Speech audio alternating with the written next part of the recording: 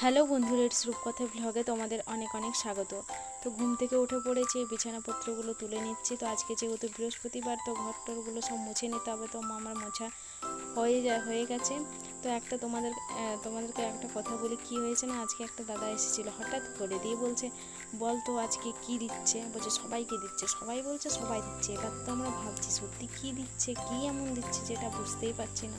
তো অনেকক্ষণ পর দিয়ে আমার দিদি বললো, বলছে গরম দিচ্ছে। বলছে দিদি কি হাসি।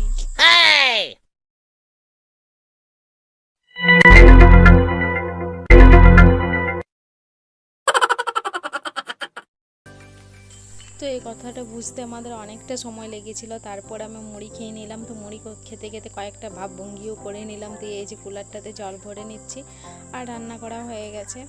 তো তোমাদের সঙ্গে নেক্সট ব্লগে আবারও দেখা হচ্ছে। ভিডিওগুলো ভালো লাগলে প্লিজ লাইক, শেয়ার, কমেন্ট এবং সাবস্ক্রাইব।